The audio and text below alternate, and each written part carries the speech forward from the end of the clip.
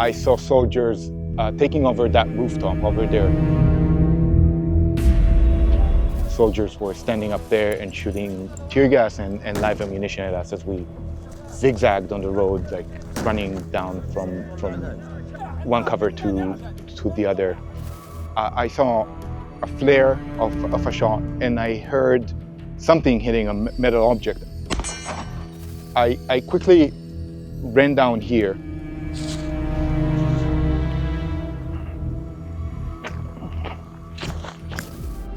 Which is when I heard a second shot.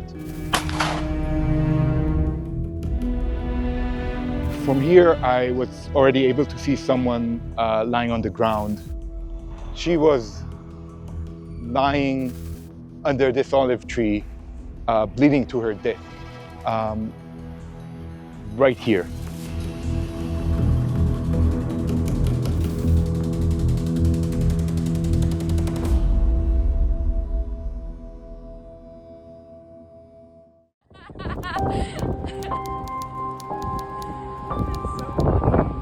Stop, honey, get down.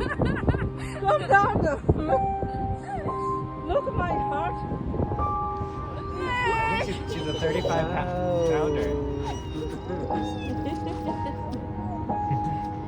She weighs as much as Zeke's dog food Lila, I'm gonna fall if I do that again. Aysenur 27 Temmuz 1998'de Antalya Tıp Fakültesi Hastanesi'nde doğdu. Doktorlar getirdi bana gösterdiğinde Ayşe etrafa bakıyordu. Gözleri açık. Ben neredeyim?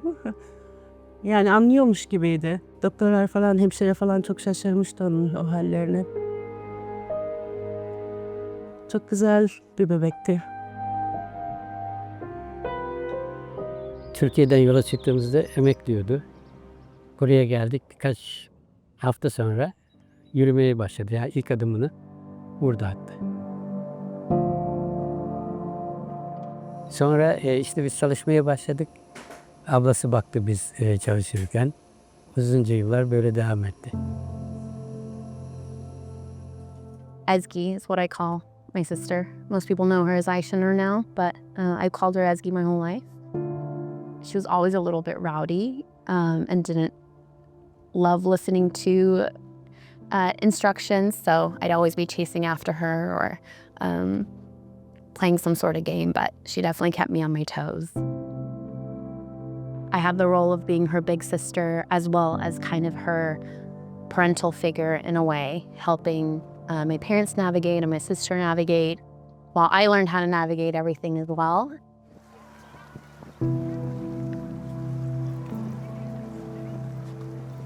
Türkiye'deki akrabalarla internetten haberleşiyoruz. Ayşenur'un bildiği 30-40 Türkçe kelime var ve onları da yazarken de İngilizceye göre yazıyor. Bir jenerasyon arası kesilmiş, iletişim yok. Okul yönetimine gittim, dedim ki ben 2. sınıftaydı ortaokulun. 2. dönemini Türkiye'de okutmak istiyorum, işte dil açısından. Onlar da yardımcı oldular. Didim Valiler Hanım deyişiyle Valiler Ortaokulu'nda 2. dönem okudu. Yaz tatilinde de orada kaldı. Ve ondan sonra Türkiye ile bağını hiç kesmedi. Hep devam etti.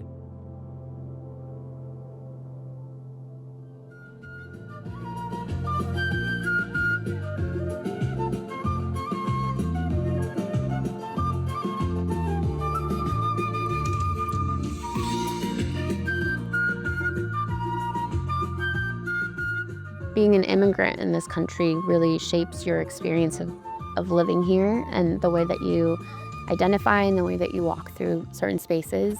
And Ezgi, as she grew older, became really interested in learning more about like our Turkish culture and our heritage. I think it did definitely influence how Ezgi viewed the world and maybe how she thought about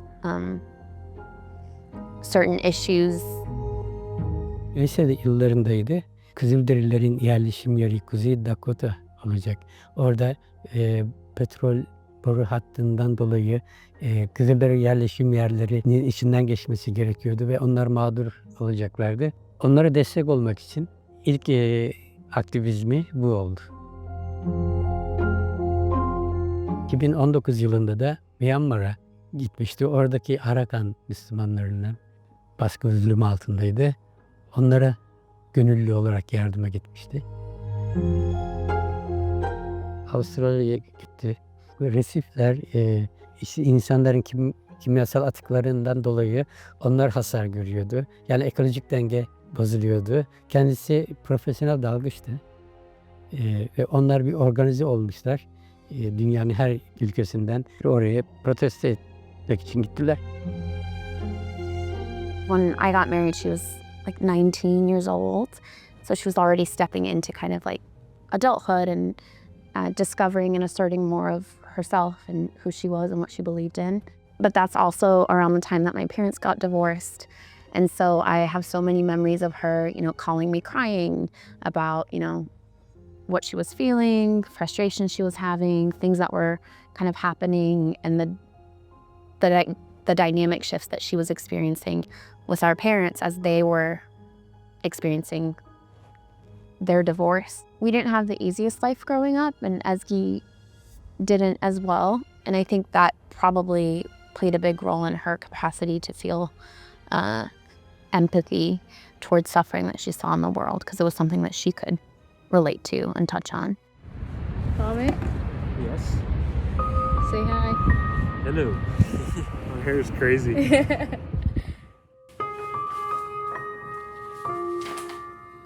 My name is Hamid Ali.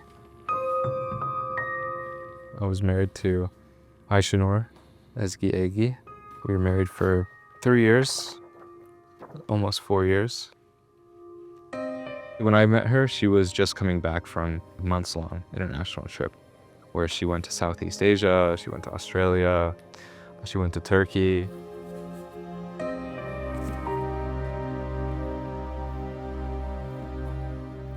I knew that whoever I was going to end up with was going to have something like that kind of characteristic, where they were adventurous, they were okay being in an unfamiliar place, or they even, you know, would seek that out, to be in a place where they could learn, or a different culture. I also appreciated how she had like an open mind. Like, for instance, our backgrounds growing up were a little different. Obviously, she's Turkish. My family's from Pakistan. We both grew up in America, though. She's very connected to her Turkish identity, which I appreciated too, because I feel like I'm also connected to my cultural identity. This was our house. We had a lot of plans. You know, we wanted to live in Turkey. We wanted to live outside of the United States. We wanted to do all these things and ultimately grow old together.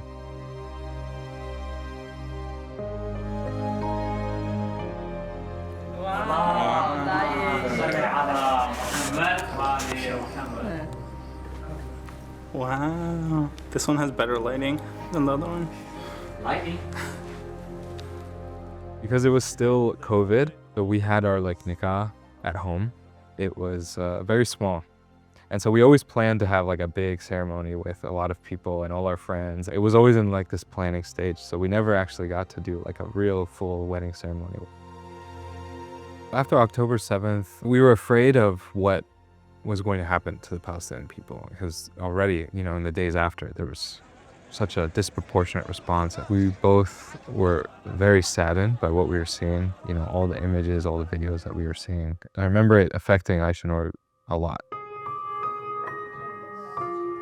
We started talking about things that we can do, you know, it's not completely hopeless, you know, you don't only have to go to protest or post about it, like you can do more things.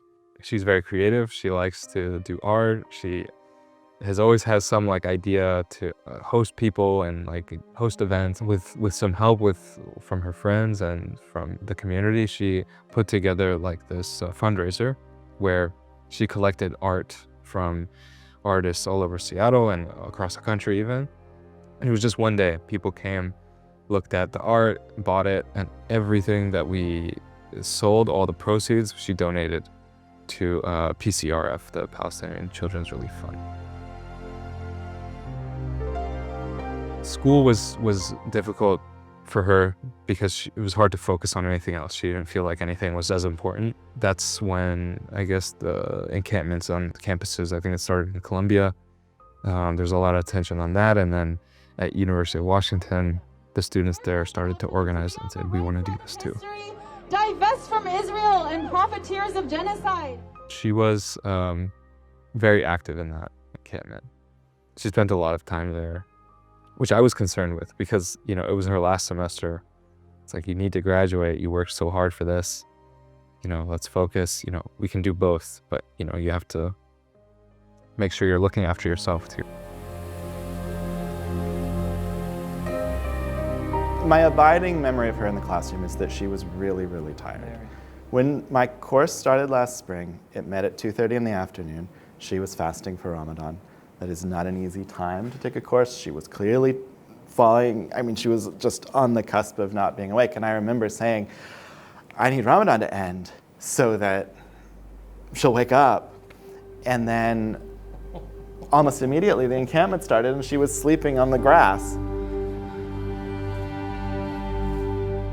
Aysenur invited me to attend one of the negotiations, and I have the text messages with her because she was like, I invited you, I really think your voice matters, but I also don't want you to lose your job. And finally I called her, I said, I'm coming, and I'm so happy I went because I sat next to her. And she called out the university president, I mean, 25 years of age at that time, calling this person in the late 60s and saying that the email you sent calling us anti-Semitic and vile, then gave permission to some thugs to come and launch fireworks into our encampment. They could have hurt people. So you made us vulnerable.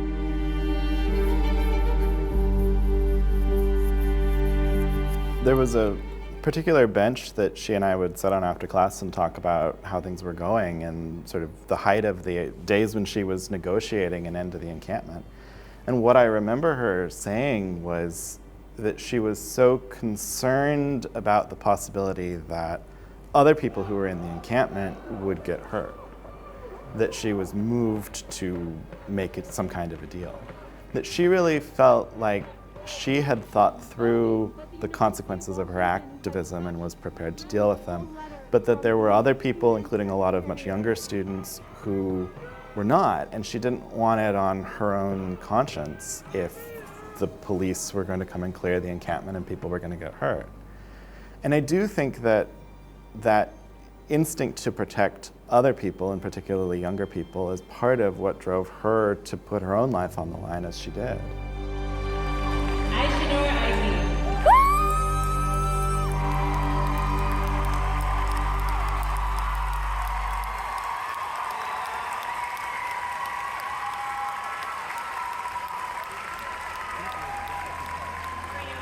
She first told me that she was considering going to the West Bank when it was after she graduated. I think there were other people that were going or that she had heard from that went and came back and they were fine. She wanted to go to Turkey anyway before she went back to school. So she said, you know, I'll just go to the West Bank as well. And, you know, I'll go with this organization, the International Solidarity Movement. Someone else from Seattle was also going, which was part of the reason I felt more comfortable.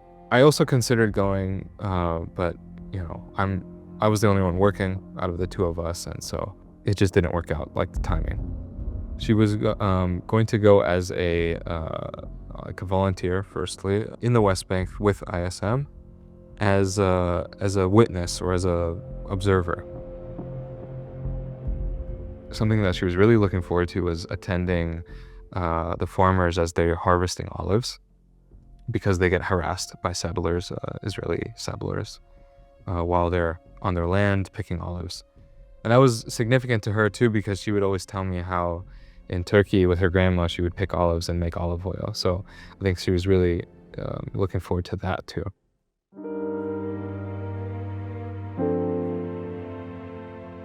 Ben yazları işte hediyelik eşya satıyorum ve Aysenur da yoğun olduğum günlerde bana yardıma geliyor.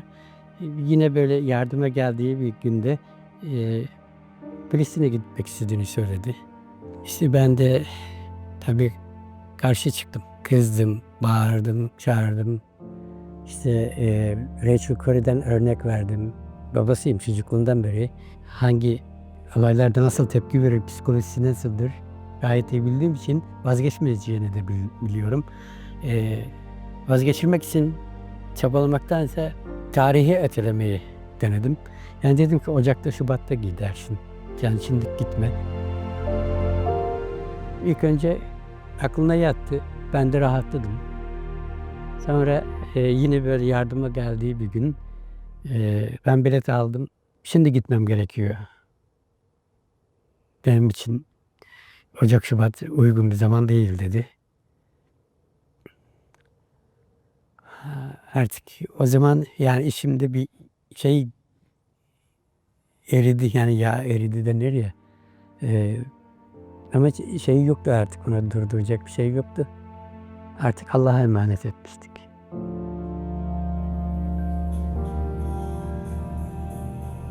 She understood the risk. She knew that, the war in Gaza was still going on, and even in the West Bank there are killings of Palestinians and Americans alike.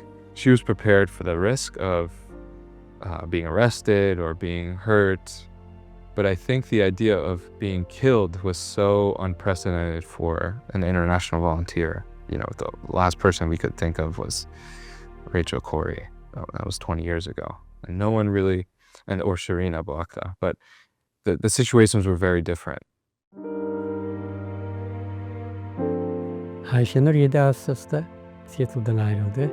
Önce İstanbul'da indikten sonra oradaki arkadaşında 3-5 gün kaldı. Didim, Muğla, Antalya gibi akrabaları, eş dostları ziyaret etti.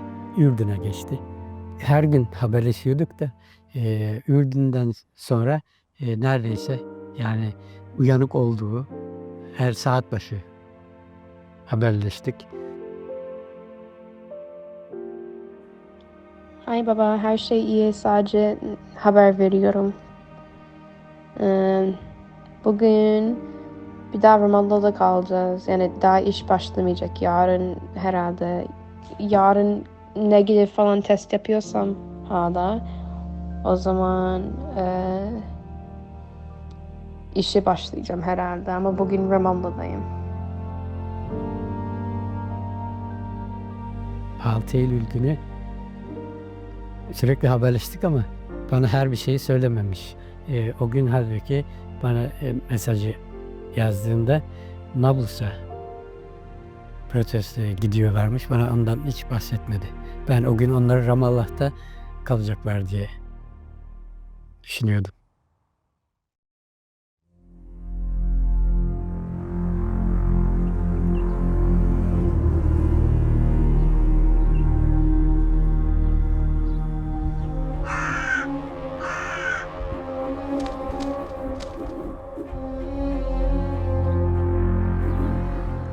It was a fairly small demonstration that day. People prayed up on the mountain opposite of the mountain the settlers took. There was already Israeli army surrounding us from all sides.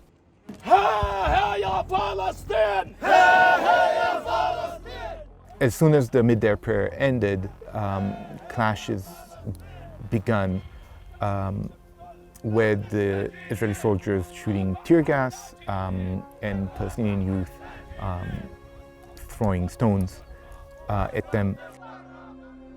The Israeli soldier almost immediately moved into using live ammunition, at which point we started retreating very, very quickly down the hill. When they shoot live ammunition, you can't just run down the road. You have to do it you have to run from one cover to another and retreat that way. And at some point we got to a junction in the road going down, and the soldiers stayed up more than 200 meters away from us and about 30 meters above us in elevation. The soldiers are using live rounds above us. I'm going to stand up and show that for a second. You can see the soldiers up there by the black smoke. There's 3 there, there's 2 there, there's someone on top of a building. They're pointing guns at us. You don't know when they're gonna pull the triggers. And I was standing there, Aysenur was a little bit further down than me, and I saw a group of Israeli soldiers taking over a rooftop that is in a controlling position. So they could see everyone around us. And like I said, it was over 200 meters away. There was nothing that could have possibly endangered them, you know, even imaginally. Like you could not perceive this situation as posing any threat. But, you know, out of experience, I kept my eyes on them. At some point, I saw a soldier pointing his gun in our general direction, and then I saw a burst of fire, and I heard something hit a metal object that I later understood to be the electricity pole that was in front of Aysenur, but initially I thought it was a metal dumpster that I was standing next to. So I retreated backwards into the field, and then there was a second shot. And I heard people calling my name, saying they need help.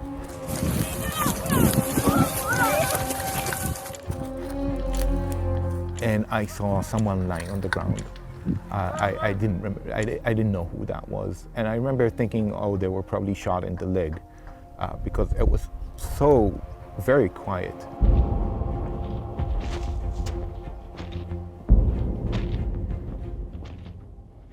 I got near and I saw it was Aysenur, and her face, her eyes were rolled, only her left eye was open.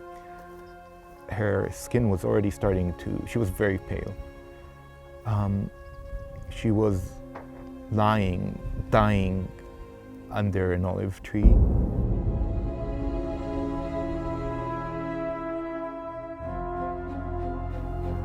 And I crouched to see what wound she has, and I saw that she has a gunshot wound right behind her left ear, and I put my hand on the wound to put pressure on it to stop the bleeding. You know, it was instinct. There was it was a bullet to the head. There was nothing to be done. And I looked up and I saw the soldier still on the rooftop.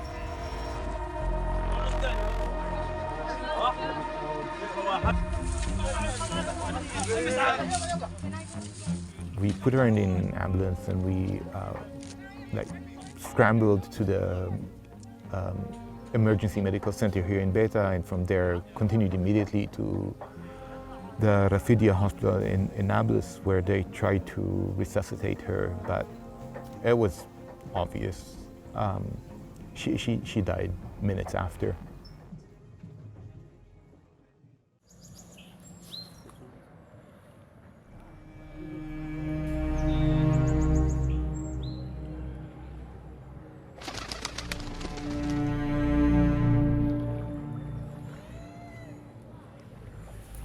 The night before, she was telling me about it. She was excited. She's like, this will be the first protest. I've done all the training. I've seen Jerusalem. She even, you know, she did all the sightseeing she wanted to in Jerusalem. She prayed in Masjid al-Aqsa beforehand, and now she's in Nablus. She's getting ready. She's excited to go to her first protest as an observer. That phone call ended with me asking her to text me before she left, because there's no service in the villages. And then later in the very early morning, for me, like 4:30, I woke up, I checked my phone, I didn't see any message from her about leaving or coming back. So I was like, okay, no problem, I'll just text her, you know, how's it going? And then I went to sleep. And then 2 minutes later, a phone call came through from my friend in Seattle that was also attending that went to volunteer. So I answered, and he said, have you heard? And I said, no, what happened? And at this point, I didn't think anything. I don't know what I was thinking. It was 4:30 in the morning. And he said Aysenur was shot in the head and killed by the IDF at the protest.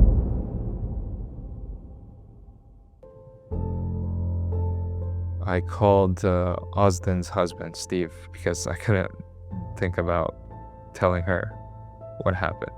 And I definitely couldn't tell Suat Amca.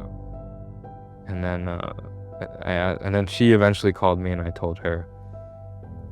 I apologized to her. I think that was the first thing that came out of my mouth. Is like, I'm so sorry, because I feel like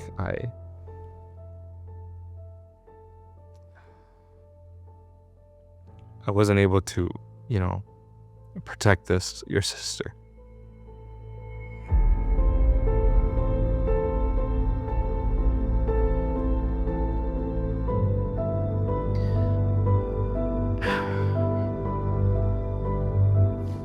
And I asked her to tell Suat Amca, because I couldn't tell him. I felt, I think, more guilt and shame than anything. That I couldn't, that I'd let this happen.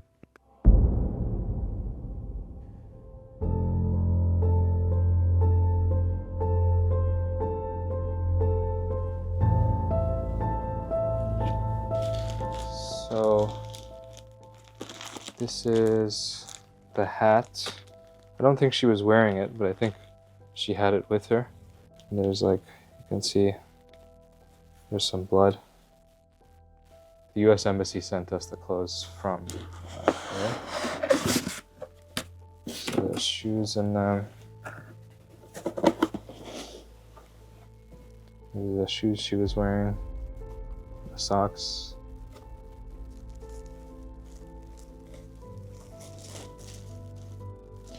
It's difficult because some of this stuff is it has a bad smell.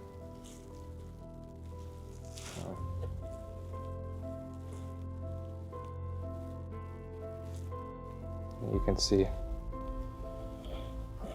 the blood from her head all down her back.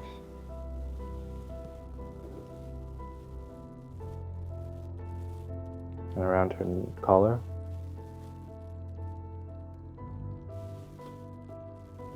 On her arm. There's still dirt from the ground because when she was hit, she fell. So there's a lot of bits of dirt and grass.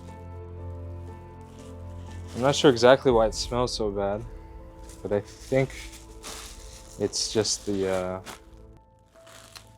blood, and also everyone that was trying to help her, touching her. And these are the pants. Oh, I'm gonna do this too. This is her. I don't think she was. This might have been around her hair. Scrunchy. Yeah. Pants.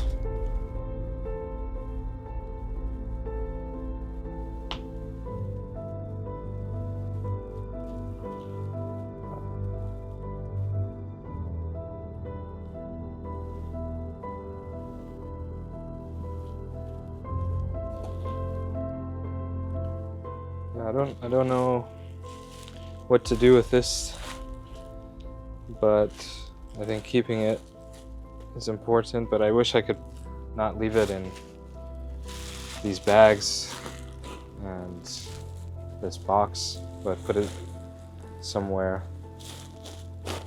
or do something with it that's more appropriate. But for now, I don't know what to do.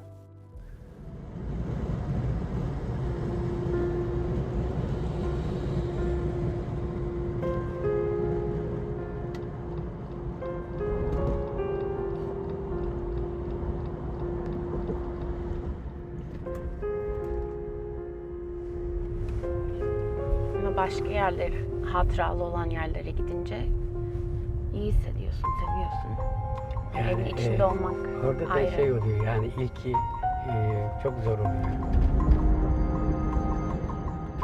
Yani sonrakilerde hatırasıyla beraber olmak iyi geliyor. Ama ilk her zaman zor oluyor. Evet. Ama iyi ki hepimiz beraberiz bugün. İlk Evet. defa gidiyorsun. Evet. Ben öbürkülerde hep yalnızdım. Evet. İnşallah iyi gelir. Evet.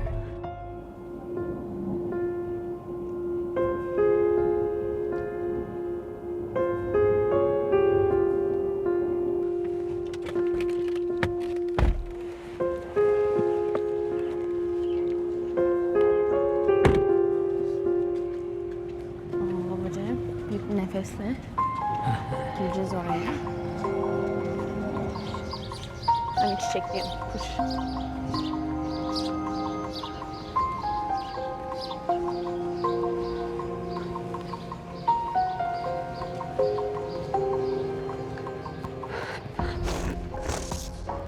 Ay babacığım.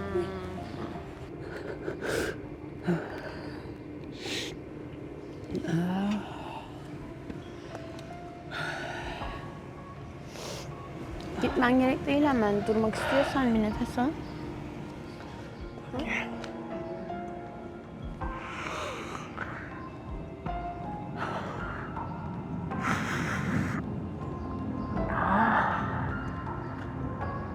Tutma içini.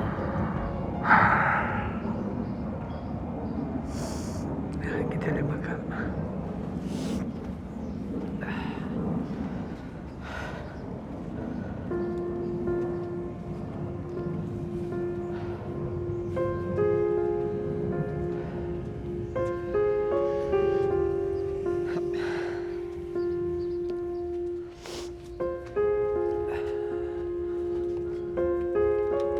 Bekle bekle.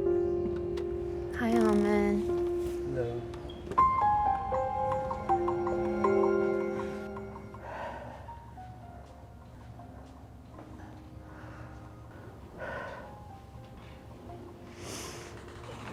Nasıl yaşıyor bu evde bu çocuk?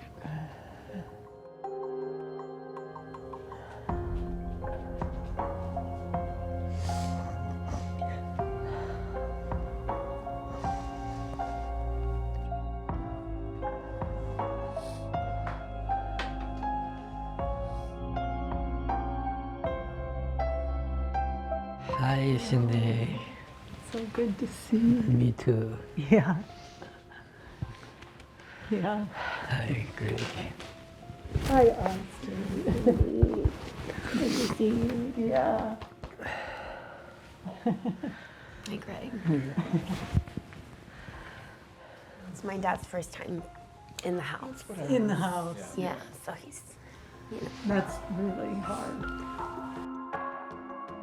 You guys were one of the first people Hamid and I talked to when it all happened because, well, those like first 3 days, I think we spoke to so many people and I don't even remember, I didn't even know who anyone was. And Hamid was saying, hey, the Corey family reached out and they said like, if we want to talk, no pressure, but like, you know, they'd be happy to get in contact. And I didn't know Rachel's story at the time. And I was like, sure. And I didn't know what to expect. When we got that just awful news that morning, both Cindy and I just knew how you were hurting. And also how many people would be around, that sort of thing, and not knowing what to do, who to trust, what do you do next, and you're hurting, just really hurting. The message that we most wanted to leave with you at that time was to take time for yourselves and to be able to grieve because in some ways I felt when Rachel was killed that we didn't have that opportunity. It was actually Palestinians who were telling us there'll be time, there'll be time. And of course Palestinians live these losses a lot. There are a lot of losses there, but I just remember wanting to let you know you'd have time to sort things out as you moved forward. People would ask us, and this was a long time ago in a lot different environment, but People would say, why did Rachel go? And the first answer is, that's the wrong question. Why weren't we all there? You know? Yeah. And that's one place. That's where our voice is now, your voice. But and what we know about Rachel and Aysenur is they were working on all these issues, and they understood how it was all connected in different parts of the world and different parts of the neighborhood right at home. And yeah, the more, I think, in some ways, the world knows about those values and hopefully picks those up. So for me, early on, somebody asked, did you teach Rachel her values? And I said, no, Rachel taught me hers. I relate to that a lot, especially the last thing you said, because I feel like Aysenur definitely gave me an education. I thought I was, someone who would do the right thing and does the right thing. And then I met her and I was like, well, I don't actually do. I just don't not do the wrong thing. Instead, it's very different. There's a passive way to be, have values. And then there's a very active way to act on those values. In the 9 months since she's been killed, there have definitely been times where it feels like I'm burnt out, but the alternative is, it feels unacceptable because I don't want to let go of her. That's really, I think, what it comes down to for me. We want accountability for what happened, but we know it can't impact her in that way, or even our family. We've had that loss. But what it could do, if they really applied even our own laws in this country, is to make a difference for all the others. Yeah. So I think the work that I know you think about and that you are pursuing, trying to get accountability in a very challenging climate, more challenging climate, I think, than even Craig and I had, even though the Congress back in 2003 was totally behind support for Israel as well. But the climate is different now. But it's very important work that we should all help you to do. See you next year. Yeah. Yeah. Okay, take care. Thank you.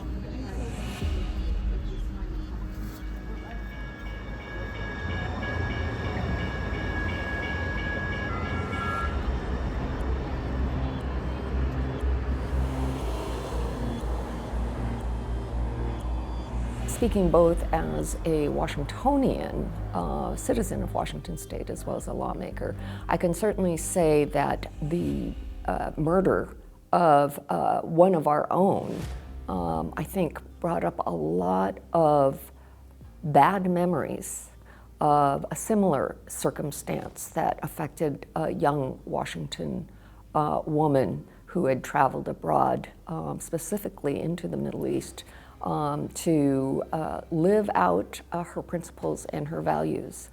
So I think there was shock that it would happen again to one of our own. I know that there was a lot of public outcry by members of the media who also knew Aysenur. And I think there was a lot of public grieving in all of that. It's hard to figure out how can you obtain justice when it's an act of violent terrorism that really, by definition, is lawless. I think that there was not a specific request at that time, but they did float the idea of perhaps some legislation. Eventually it came to developing a resolution. The Speaker is also pleased to introduce the family of Aysenur Ezgi Eygi, who was honored in House Resolution 4661. I was very, very pleased then that subsequent to our adoption of the resolution, we were able to have a day when Aysenur's family came to the state capitol. They were recognized in the gallery. Please stand and be recognized by the body.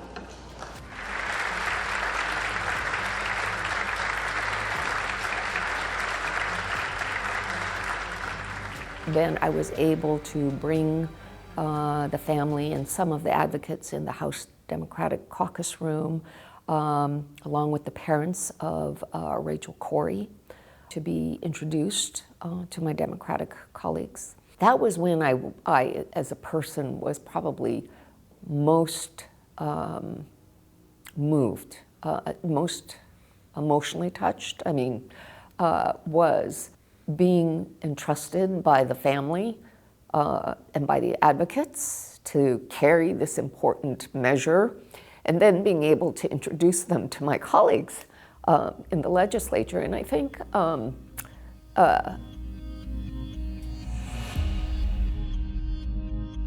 I know that there was some disappointment on the part of the family and on the part of the advocates that perhaps not all aspects of what they wanted to see would be presented in the resolution.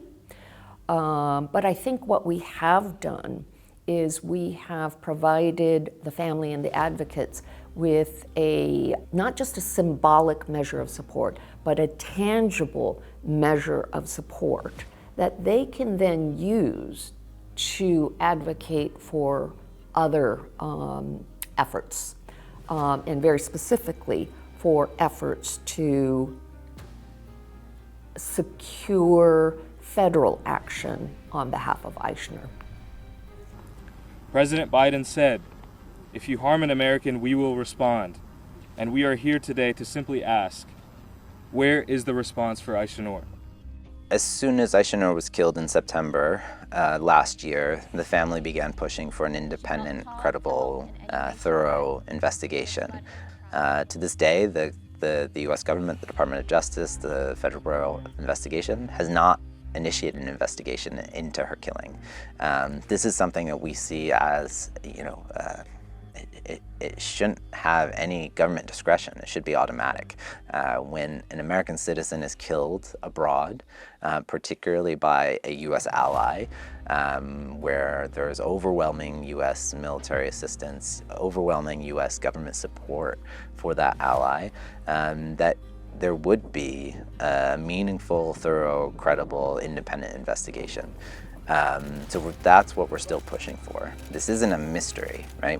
We know that it was an Israeli soldier stationed on top of a Palestinian home that shot her. It's not a mystery who the unit is. It's not a mystery who the perpetrator is, right? But those are things that aren't known by the family. The Israeli government knows it. It's likely that the U.S. government or former U.S. government officials know the identities, if not of the perpetrator, of the unit and the unit commander. So it really is about political will. Is this a case that the U.S. administration will treat with legitimate and meaningful intentions to seek accountability, or will they continue to choose to work side by side with Israel to provide impunity, even in the case of the killing of an American citizen?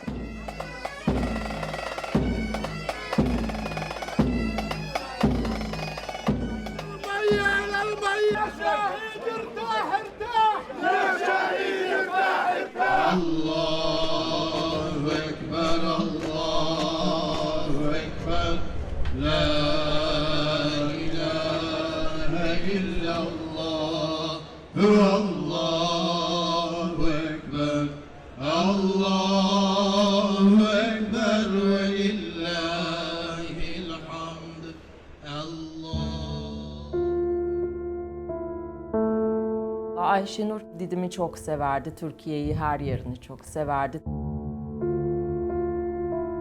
Ailenin ortak kararıydı, Didim'e defnedelim dediler.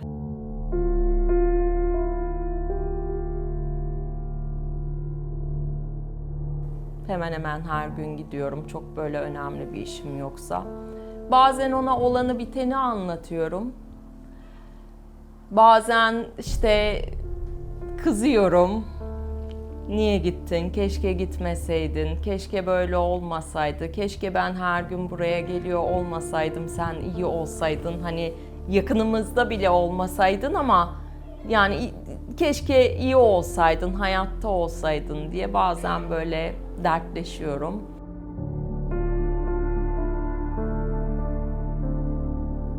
O kadar çok insanın hayatına dokunmuş ki bunu da net bir şekilde görebiliyorum. Çünkü sürekli birileri, Amerika'dan arkadaşları, onların aileleri geliyor ziyaretine.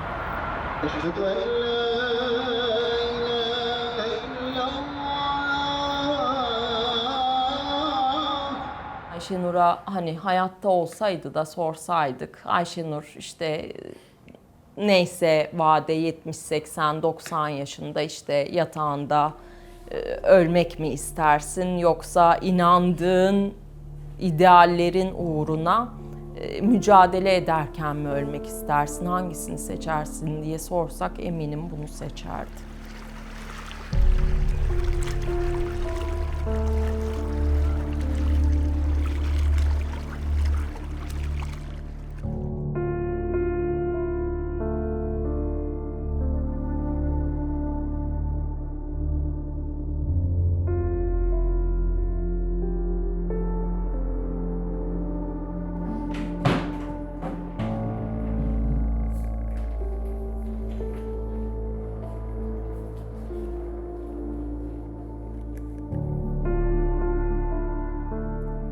Bu mavi taşlı küpelerini çok seviyordu. Mavi olan her şeyi, taşlı olan her şeyleri çok seviyordu bu onun.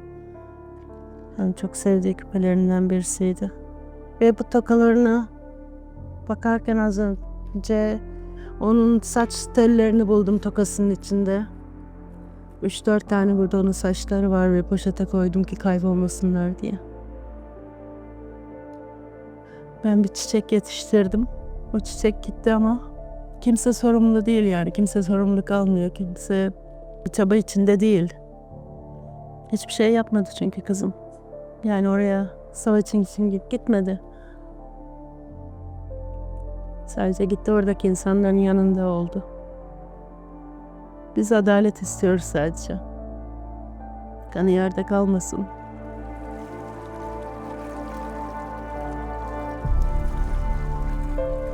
Ayşenur'la aynı şehirdeydik. Çok sık buluşurduk. Gitmeden önce yine Halkay'da yürüyüş yaptık. Orada yürümeyi severdik. Ve orada baba hep arabada oturuyorsun veyahut da tezgahta oturuyorsun. Biraz hareket etmen lazım deyip tenis gibi bir şey getirmiş. Onu oynadık. Birkaç gün sonra da havaalanında görüştük. Giderken umurlamıştım. En son görüştüğümüz 2 yere her gün gidiyorum. Ayşenur'un ruhuna dokunmak için dua ediyorum.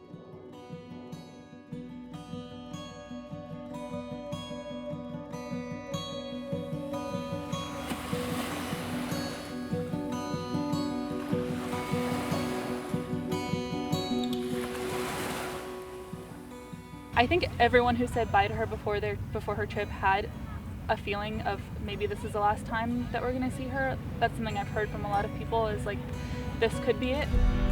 But I was like, no, I'm just being anxious.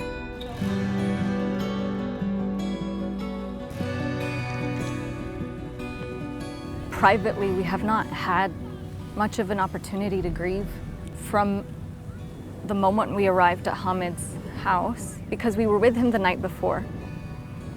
Literally 5 hours before, we were with him talking about plans, how they were going to join us on a trip later, and he was going to book tickets. And then we showed up within 5 hours, all 3 of us just breaking down because we couldn't understand what had happened. And then we barely had time to cry before the phone calls came in. So I'm hoping that today, with the people that are closer to her, we just get to share our grief together and have something that's a little bit more intimate to honor our grief for the people that have been left behind and have been impacted really heavily by this. I mean, our entire life has changed. She loved bonfires. Coming together around a bonfire feels very meaningful. At Alki Beach, which is, West Seattle is where she grew up.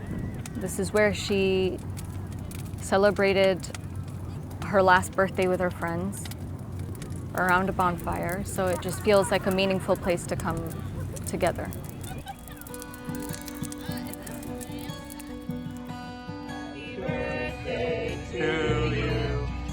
Happy birthday, dear Aysenur.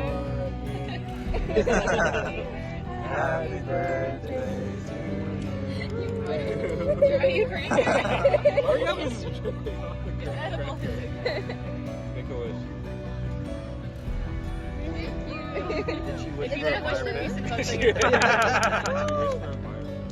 Well, you should have used that at the reasoning with the people. Be like, oh, it's my birthday.